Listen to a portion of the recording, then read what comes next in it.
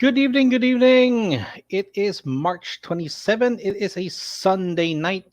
Thank you very much for joining me. My name is Javi. This is the Variable Play Network, and you are here at Sunday Night Magic, where we talk about all things magic every Sunday. So thank you very much for joining me tonight. Tonight is going to be another top 10 list, but a top 10 list that I feel can benefit some people who are looking to get into Commander or EDH. If you are, considering getting into EDH, I do have several recommendations of how you can get started. But I think one of the most affordable or more, I guess, streamlined version of getting into Magic would be to buy a pre-constructed deck. If you've never seen a pre-constructed deck, just to give you an idea, so you can go to your local game stores and you can buy a complete Commander 100 card deck. So with the exception of one, which is the red and green deck that recently came out, all of them are legal for play. Yes, they put out one deck that is illegal because there are duplicates of cards. If you understand how Commander works, is that it is a 100 card deck with no duplicates except for basic lands, and they managed to screw that up. So amazing job there, Wizards of the Coast. So for today, I'm going to be sharing a very personal list on my top 10 Commander precons. So these are pre-constructed decks that you can purchase. Some of these are quite old. You may not be able to find them, but if you do come across them, I think you're going to find them to be a very interesting experience. Uh, I I eliminated a lot of pre-constructed decks that I just purchased for the sake of getting like one card out of it. That it wasn't really about the pre-constructed deck anymore. So don't expect those on this list. And surprisingly, so many of them were Jeskai colored. Red, white, blue pre-constructed decks have, I don't know, thus far just produced singular cards that people have been looking for. And that doesn't really like that doesn't help build the case for buying a pre-constructed deck. So instead, I have decided not to include those and will focus on other cards. So, hey, I'm also going to be checking the comment section, and we got our first comment here. Okay, and it is actually an invitation to a different channel. So, let's see. Yeah, we're going to have to skip on that. Thank you, though. So today, let's go ahead and talk about top 10 precons. These are my personal selection. Please don't feel that this is any definitive list. If you do not agree with me, that's perfectly fine. All right. So what we're gonna do here is I'm just gonna go over some of them in order, and well, I ranked them for specific reasons. So if you agree, disagree again, perfectly fine. Let me start off with some honorable mentions. My very first honorable mentions here would just be two decks. This is the Undead Unleashed deck from Innistrad Midnight Hunt, and then the Spirit Squadron from Innistrad Crimson Vow. So the reason why I put these in here, zombie tribal sounds amazing. I'm not really too keen on the blue zombies, and this deck itself did choose almost a very simple tribal choice. Zombies are a perfect tribal choice to go with in Commander. I just haven't played and seen really or really totally evaluated this particular pre-constructed deck, and I really don't like the mechanic of Decayed, giving you zombies that cannot block and then also die after attacking is pretty much just really useless token generation for me. The fact that, okay, there are, like, token copy or generations that you sacrifice them at end of turn or they exile at end of turn, that's perfectly fine, but you get to use them for a specific purpose, like they were meant for attacking. Zombies are sacrificial fodder, chump blockers, and attackers, but decay limits you that you can't block. So skip that, really. I don't know, maybe the contents of Undead Unleash are pretty good. I know that there is a card that was reprinted in there that so many people are looking for, so maybe give it a shot. If you like the whole theme of zombies and mixing in a little bit of blue, go for it. The next one in my honorable mentions here is the Spirit Squadron. It's actually a pretty consistent deck from what I've seen in its gameplay. The only reason why it's just an honorable mention for me is that this is a really good deck to start off with. The problem is that it is, of course, Spirit Tribal, which means that you're going to be left with a lot of cards here or going to be stuck in the whole Spirit theme moving forward. You're not really going to be able to um, try any other meta or any kind of build here without totally dismantling the deck. You're really going to be shoehorned into one particular direction. Now, it's still a fun experience. I don't see much growth in the deck without you having to take the entire thing apart and then just start over. So, if you buy it, keep it as is, it'll serve its purpose. And I think that could be a fun experience for you. Hey, Ron, thank you very much for joining tonight. I am holding your card hostage, Ron. Your one planeswalker that you need for your red green deck that I just brought up a while ago. All right, so these are my honorable mentions. I'd still give them a shot if you are interested. If you want to play zombies, if you want to play spirits, go for it. I'm just the word of caution there is that you will not be able to upgrade these decks, or if you do, you will be really sticking to spirit. The moment you want to put in cards or change something up, a very big chunk of the deck is going to have to go away. So you might as well, buy the deck, stick with it, and then maybe change one or two pieces that do help the theme. Otherwise, you're not going to be able to change this into anything else. Now let's go to number 10. Number 10 is a very old one, and it's from the very first pre-constructed commander decks that have ever been produced. This is Heavenly Inferno. This is red, white, and black. I never owned this deck, but I have played against it several times, and pieces of it have been reprinted. It came out in a Commander Anthology set, and Kalia of the Vast, the leader of this deck, has actually been reprinted in Double Masters. So there are ways to get the pieces of this deck. Now, I'm not going to go through the entire deck list with you guys, but basically, this is built around dragons, demons, and angels.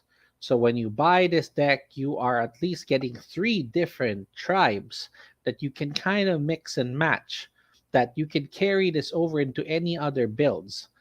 Now, mind you, the next sets that are coming out for Magic for New Capenna is also going to be focused on a lot of angel and demon lore. So, and then the recent D&D set had so many dragons. So there is a lot of support for these tribes that you can work with it. Now, inside of this deck is also one of the most important red stacks pieces that you can ever get, which is known as Stranglehold.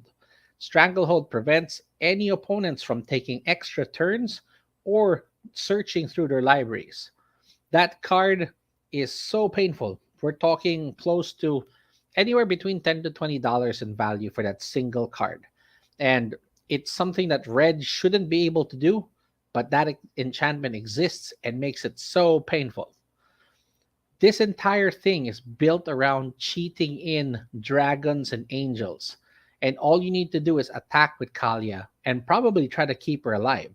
So this does teach you mechanics about Voltron, or just like having that one commander that you need to protect and keep alive.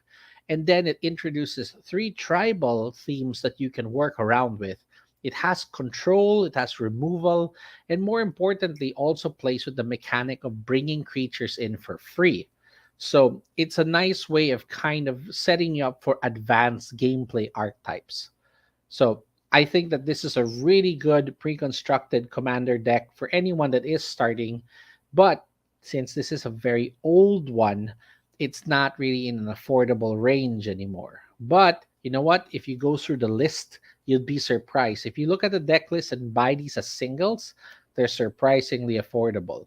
It's really just finding this particular like product sealed and unopened. Like that's just a whole different like can of worms that you don't want to get into. But it's a great deck.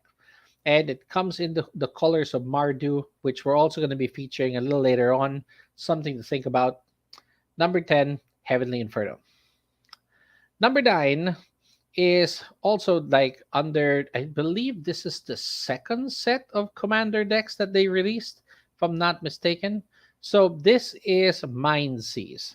So they did initially, I'm trying to go back to it. I think that this actually is one of the first ones as well.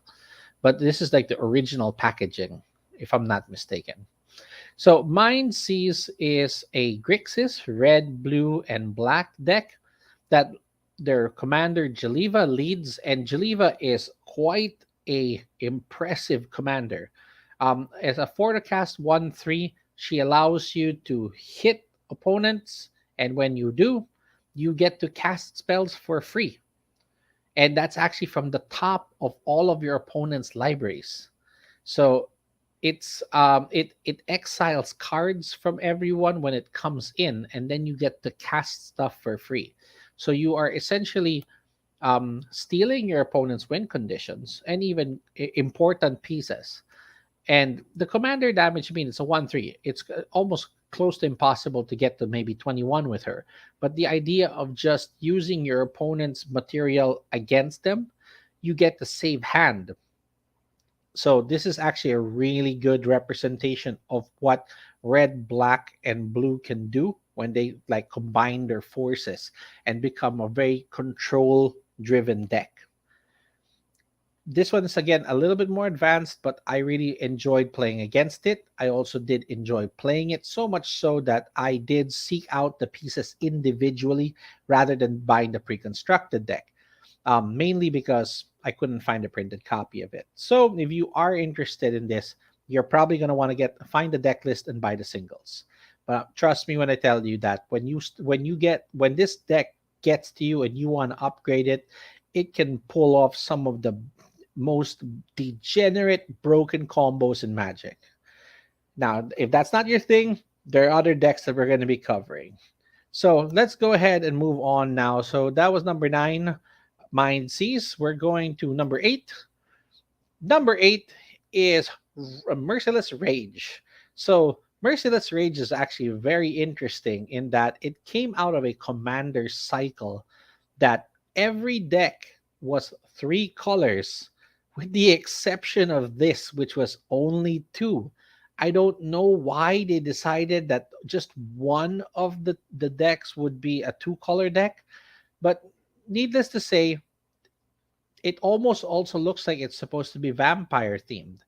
Surprisingly, it barely is. There's a few vampires that were included in this deck, and I actually took note of some of them. So you do have Anj Falconwrath as the leader of this deck, and it's the perfect madness commander. It is a 3 to cast 1/3. It lets you discard a card and you get to draw a card. So it's a filter. And then if you happen to discard a card that has madness, it untaps, which means you can use it again. This is actually a really good card a really good commander that I have learned to use abusively, because black really cares about your graveyard. Red also really cares about your graveyard. So it combines two really important resources here. But the deck itself, that's why it's number 8, does tend to kind of focus on madness too much, but not really that good of madness pieces. So it is in need of an upgrade, and there are directions that you can take with this, which is really good. But it's black and red. The mana base is good. The mana rocks are good. It's very simple to play. It isn't as complicated as most other pre-constructed decks that lean towards 3 color, 4 color. There's even the 5 color dragon decks that once you get into that, it might be a fun experience, but upgrading it and leading it forward is going to be a real challenge. So that's my number 8. I will point out that this particular deck also introduces the Bone Miser card, which is really, really good if you are the type of player that discards cards. And Crick, Son of Yagmoth. Crick has only one printing, which is in this deck, and the second one that came out now is a Judge promo, and the price of that card is madness. It is crazy. I would rather just get the very original printing that comes from this Merciless Rage deck. Now, Crick is a mono black commander that abuses the whole rule of Pyrexian mana. It's a rule that I won't really get into here, but basically it is also, again, another degenerate broken black card that can just swing games and win immediately. And so it is hidden within this deck. It's like a sub commander that you didn't know you wanted. And I think even Chainer, the second version of Chainer, the black red version, is also available in this deck. They have reprinted Chainer in, I think, Double Masters Again or Modern Horizons, if I'm not mistaken. So you can buy the pieces of this separately, except for the Crick. So all of these commander decks do come with unique cards, and for this particular deck, there are some really good cards for you to hunt down. I thoroughly enjoyed this. Out of all of the decks of that cycle, this was one of the ones that I really enjoyed playing. Number 7, another we're gonna travel back a little bit, and we're going towards one particular year where Magic the Gathering decided that they were going to build a whole bunch of tribal decks, and each one of them would have a leader for their tribe. They created the Vampire Tribe and introduced Edgar Markov. This is Soren Markov's dad, and the Vampire of Eminence. This is one of the commanders that you don't even have to play and benefits you. Whenever you play a vampire, it produces 1/1 vampires for you. It is basically it adds value to every vampire you're playing.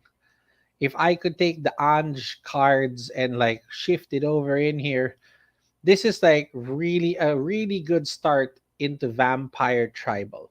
And unlike any of the other ones that I showed previously, zombie tribal, spirit tribal, that this one offers a lot of flexibility because of it covering 3 colors.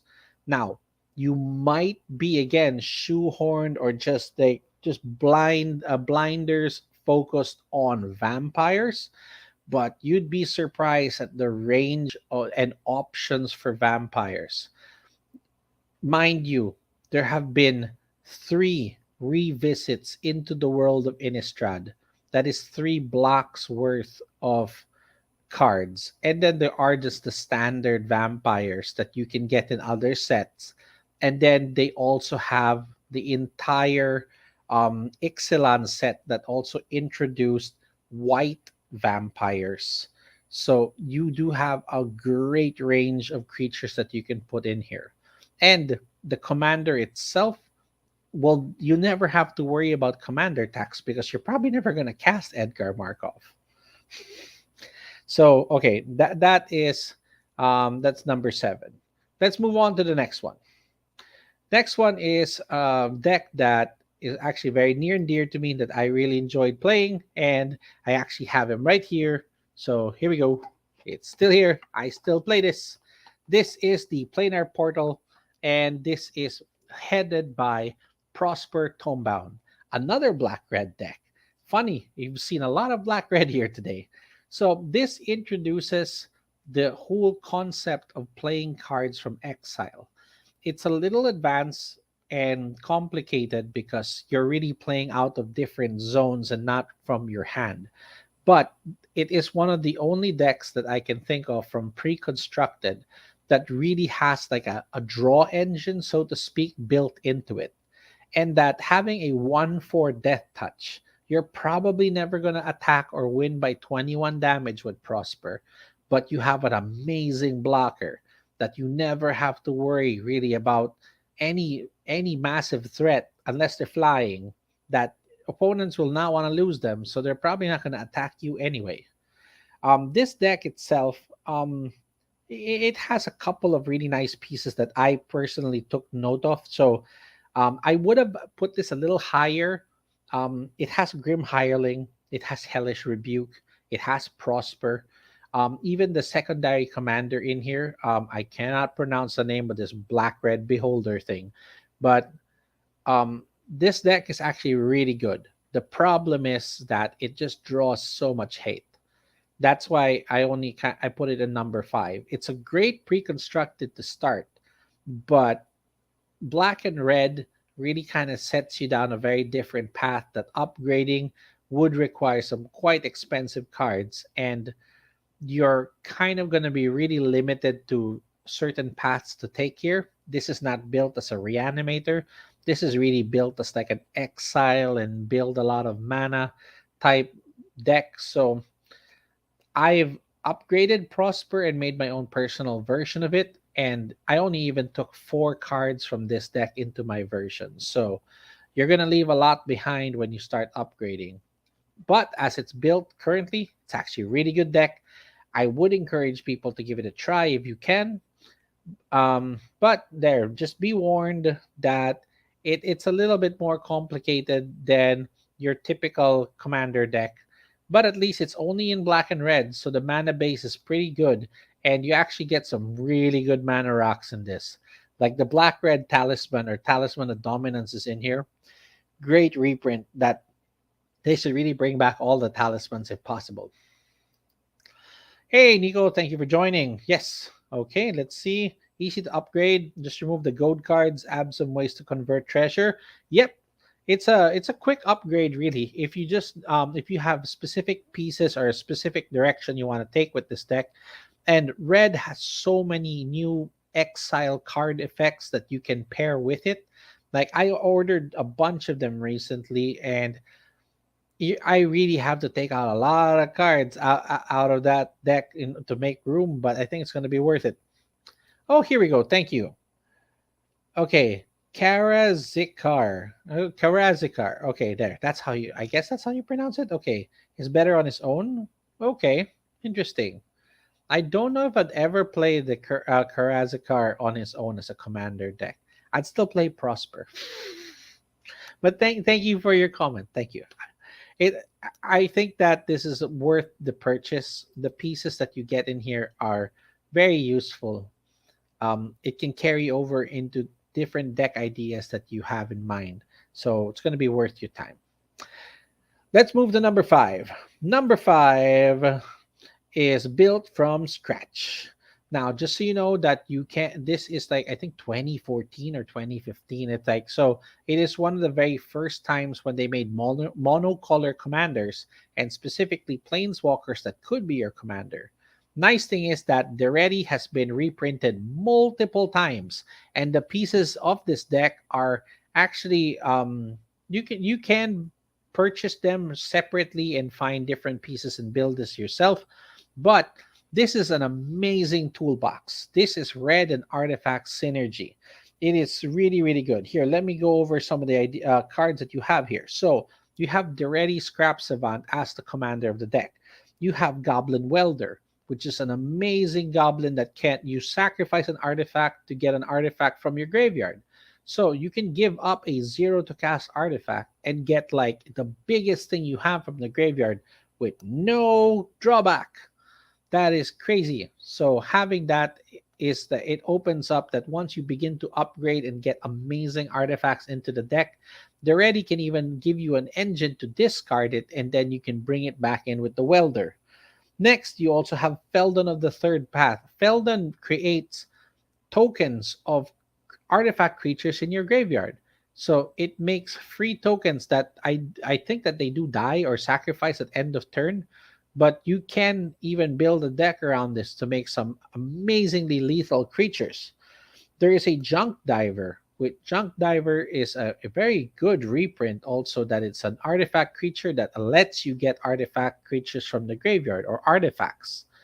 Then the very important one here is that it has Worm Coil Engine. So Worm Coil Engine is also one of the, it when you look at it, you don't really see like, oh, how is this going to um affect gameplay. It's a 6/6 lifelink death touch. When it dies, you get a 3/3 lifelink and a 3/3 death touch. It replaces itself. It's so good that I don't even own my own Worm Coil Engine. The price of it is just unreal. And so if I'm going to be building this deck or even purchasing it, I would just be happy that I would finally have also Worm Coil in my collection. This is something that this deck is a great start, although you are of course going to be in mono red. The nice thing is that it does keep you focused on your path of building your commander deck, that you can just primarily focus on red, and even when you decide to switch over to a different mono red, you already have a lot of essential pieces for it. So that's something that I think that a lot of people would appreciate, and I really liked it a lot. All right, so that is we're at number 5, right? Let's move on to number 4. Number 4 is Savine, okay, the Chronoclasm. This is the Mystic Intellect deck. Now, I'm going to be perfectly honest with you guys. This would have been my number 1. Hey, wait, comment here. Played with someone who combined this with Osgear, Lore Hold. Okay. Oh, so they did it pretty much with red and white. Okay, interesting. I have I haven't seen all of the contents of the Oscar deck. I do like that Lore Hold again is also artifact matters for red and white, so I can see how they would work together. The synergy is there. Um, so you'd have to put the Duretti inside, so he can't be your commander anymore. I would like to have earlier access to him if possible, because technically he is also like a draw engine. But okay, going back to this deck here, Mystic Intellect itself is a very interesting deck. I actually encouraged another player to get this deck and use it as a basis for starting in Commander. Um, the trick here is that Mystic Intellect also contains some of my favorite cards. This should have been my number 1. The problem is that, of course, I was focused on single cards and not on the deck as a whole. But to give you an idea, this deck includes Dockside Extortionist, which is one of the most busted commander-only cards ever printed. That they're really gonna have to make like a judge foil of it soon, because it deserves it. Dockside busts games, and you can get it in this pre-constructed deck. Next is Elsha, the alternate commander that you can use, Elsha of the Infinite. I would actually suggest running this deck using her as the commander and not Savine. I'm not particularly a fan of Savine himself. The way that they designed the card, it doesn't really work for me. I would rather use Elsha of the Infinite. And then you also have Mandate of Peace, which is a sort of alternate silence spell, which is really, really interesting. It often goes unchecked. People don't realize that there's a second copy of silence, but it just happens that you can only play it in combat phase. So what? You have a second main phase. It's a really, really good tech card for control, and it comes from this deck as well. Yes, see, Dockside and 99 other cards. That's what most people would really go with. Yes, that Dockside was the most important piece here. So if you are strictly just hunting for a singular card, yeah, this would be something to get. But I found other pieces in it that I thought were super important.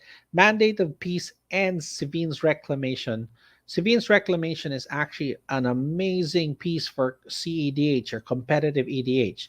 It's a great way to recover broken or dead permanents that cost 3 or less, and it even has a flashback cost that gets you 2 permanents afterwards.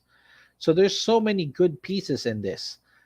That's why this should have been my number one, but I was focused on individual pieces. I would still suggest that you give this deck a try. Elsha and even the third commander that you can get inside Pramicon, which is a legendary wall. I never ever thought that Magic would ever have a legendary wall, but you know what? It's in this deck. It can be your commander, and actually the rest of the pieces of this deck are pretty good. You can take control really quick, and if you use Elsha, you actually can even play the top of your library, and you can make her pretty big and beat face pretty easily. So this is a great way to start. And again, like I mentioned at the very start of the show, most of the Jeskai decks, which is red, white, and blue, have mostly really been out there for single pieces. I bought the very first one because it had Flusterstorm. I bought the human one because it had a free counter spell. So it had Fierce Guardianship in it. This one here, I didn't really purchase it specifically for Dockside. I'm I'm very happy it includes Dockside, but you know what? I also enjoyed playing the deck itself, using Elsha, using an alternate commander that is included inside the deck. Savine isn't worth it, right? So keep that in mind. All right, moving on. Let's go to number three. Number three is the most recent one, so that I was able to purchase. Here we go. So this is Buckle Up. It's a great deck. If you have not seen the contents of Buckle Up, you should definitely check out the deck list. There are some important pieces that I didn't really get to feature in an episode, but the alternate commander, not Kotori. I wouldn't be running Kotori, to be honest. I'm running the secondary commander here, which is Shorikai. It's a draw engine. It's a command. It's a vehicle commander, so that means that it's almost safe from removal unless you turn it into a creature. And then it lets you draw cards, and then it also produces tokens that are creature tokens. So it has so many functions that it can serve for your deck. It's a great secondary commander. Um, Kotori here is really focused on the whole crewing vehicles, and getting vigilance and lifelink is really good in the long run. But I would rather have Kotori like maybe show up midway through the game and take advantage of Kotori's abilities as you're playing. But to start the game, it's more consistent really to have Shorikai, to be honest. You have the Drum Bellower, which untaps all of your creatures during other players' turns. That's so busted. It's a weird Seedborn Muse that I didn't know could exist, and it's in white. So it's a card that encourages you to play white, one of the worst colors in Commander. But I still advocate for playing white. That's why I bought this, and blue white has been an amazing color combination for me so far. This also has the Kappa Cannoneer that everyone's calling the Blastoise.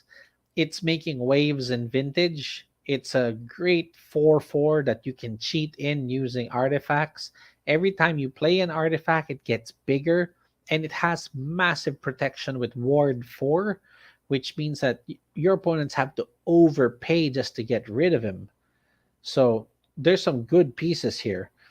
Imposter Mech is a great way to copy your opponent's creatures, and you technically get a copy that cannot be removed by creature removal because you get a vehicle version. So if you target something with a static ability, you basically just get the static ability. And then the last one and the most important one is Swift Reconfiguration. It is a one white to cast again. So we're talking about another useful white card that can turn any creature or artifact into a vehicle. There are already enough combos and degenerate ideas that have been wrapped around it that I think that this entire Buckle Up deck is so worth the purchase. The contents going through the deck list, all of the vehicles make sense why they're there. I've just been goldfishing it and waiting for the opportunity to actually play it in person. But so far, it can really pull off some consistent runs by pushing a lot of vehicles and a lot of draw and discard.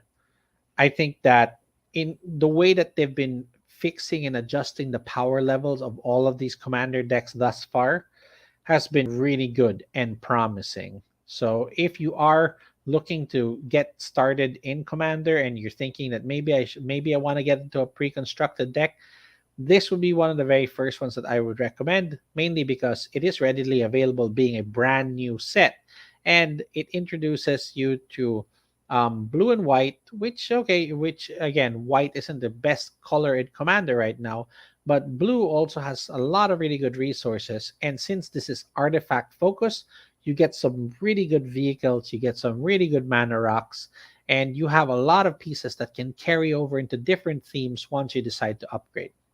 So it's not so vehicle focused rather than it is artifact focused. Here we go. Hey, Nico, one more, man. Yes, Cyberdrive Awakener is very interesting. It costs a lot at 6 to cast, to be honest. But yes, you can use it as a kill swing against your opponent.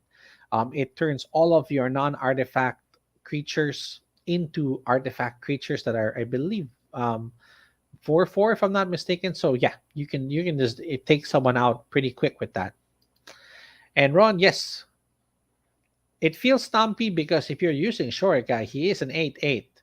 And yes, tempo because you do get a lot of draw and a lot of control pieces that you can take advantage of while you're just building up your master plan in the back. So totally agree with that. So that is my number 3. Buckle up. Now, number 2 and number 1 are going to be a little bit tricky, but these I think are probably two of the best pre-constructed decks that you can find. And this is mainly because they offer a lot of flexibility and a lot of directions that you can take with this once you decide to upgrade. So here we go. Hear me out. Number 2 begins with Breedlethality. So this is headed by Atraxa, the Praetor's Voice.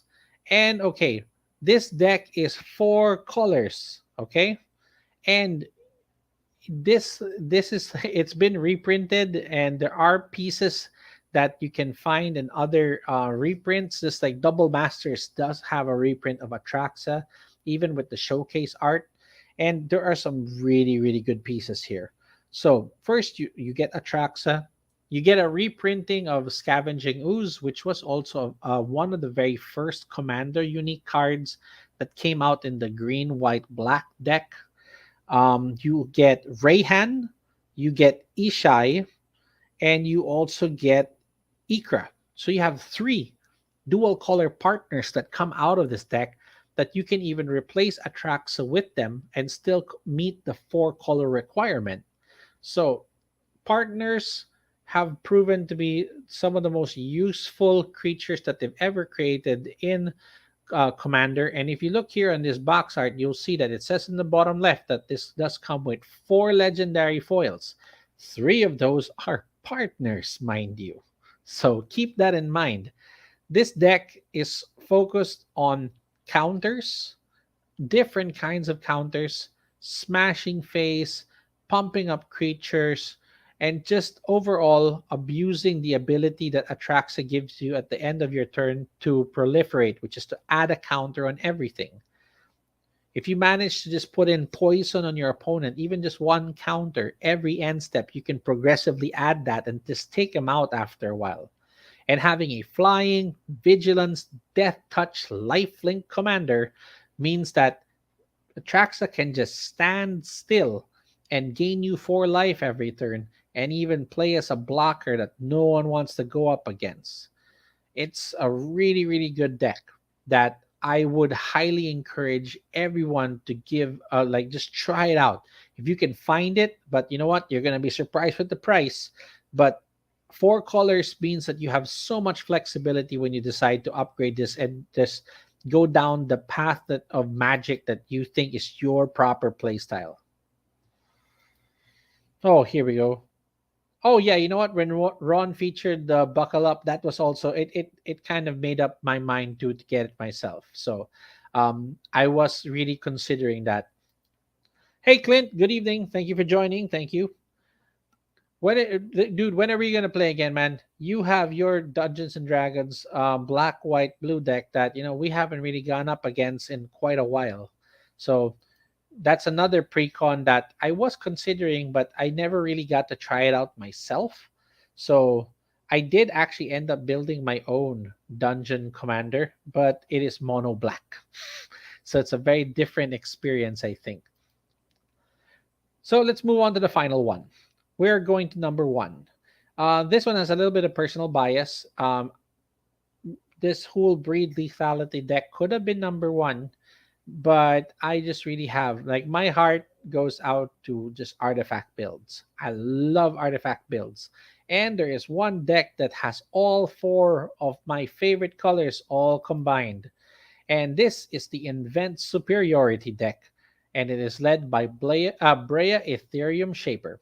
White, blue, black, and red. No need for green, people. No need for green. The color that hates artifacts doesn't need to be involved in the pure artifact deck. This deck is, I think, one of the best pre-constructed decks for you to ever purchase. So first off, you do get a commander that has all four colors and does have it comes into play with tokens. It allows you to sacrifice them for damage, for life gain, for -4, -4. So it has great control pieces. Now, let me go over some of the pieces that you have here. So, just like the other deck, you have three partners that come with Brea. You have Akiri Lineslinger, you have Silas Wren, you have Bruce Tarl.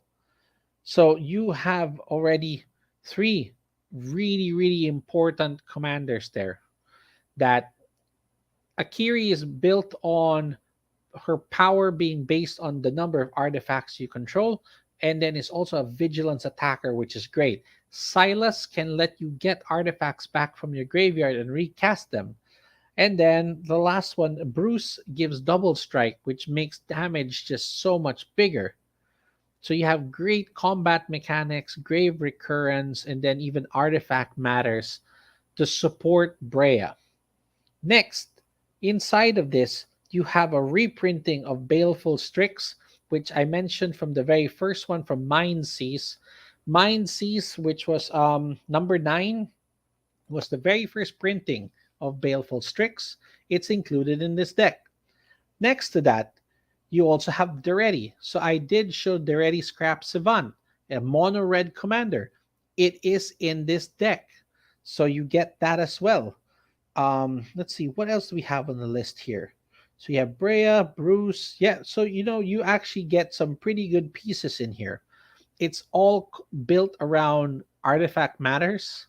And the fact that you have flying thopters means that you have blockers, you have control, you have recurrence, you have draw. It's a really, really good package. I just so happen to own majority of the pieces for this, so I only really ordered the commander only cards that you can get from this, and I pretty much can build the Brea deck on my own. When I went through this list, and if those cards were not in my collection, this would have been an auto buy. I missed out on this. I think by a few months. It was already out, and that people just bought it up, and I couldn't find a copy. If you are looking to get started, this is just my personal bias. I think mono green is an amazing starting point for anyone that wants to get into Commander. It's cheap. It does everything. Green is super busted when we're talking about Commander. They have draw, they have removal, they have beatdown.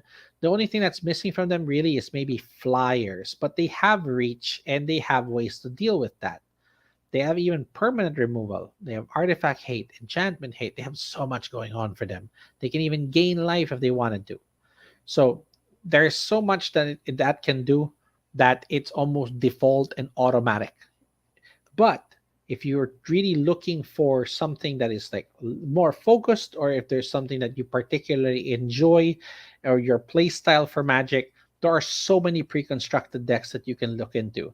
I personally have a lot of affinity for artifact builds. I love I played black and white affinity, which no one ever really did. They would always play red, black, blue. Guess what? It's in here too. All right. I used to play red, blue. I have featured so many black, red decks on this list alone. They're all packaged right into this Brea deck. So it just happens to combine all four of my favorite colors, and that's why it is number one for me. There's so many pieces in this that would be worth your time if you could get your hands on one of these. Otherwise, for anything that would be immediately recent, or going back to our number three here, give Buckle Up a try. Now, not to say that the red green deck isn't any good. I'm just a little annoyed that technically it is illegal because it is missing one card in it that was intended to be in the deck, but it wasn't included. And next to that, it's really more of a beat phase, make a lot of tokens and attackers that isn't my playstyle. But it's a really good place to start as well. For the next set for new Capenna that's coming out, there will be 5 pre-constructed decks. So there's going to be a lot more being added into the whole pool that you can look into. I think that that would be very interesting. I think that there's a lot of potential when you're looking at pre-constructed decks when you decide that you want to get into Commander. So I hope that this list has been helpful. And again, it's not definitive. If you agreed or if you disagreed, it's perfectly fine. So, I say go discover that Magic deck that fits your play style. There are so many good starting points here. Pre-constructed should not be looked at like some kind of beginner product. I know that it has replaced the whole introductory deck, but they've been designing it in a way that they've been adding some really good pieces in them so far that I really think that it would be worth your time. So, with that, thank you so much for joining me this Sunday. Thank you for those of you who commented tonight. Thank you, Nico. Thank you, Clint. Thank you, Ron. I'll catch you all again next Sunday. Keep gaming.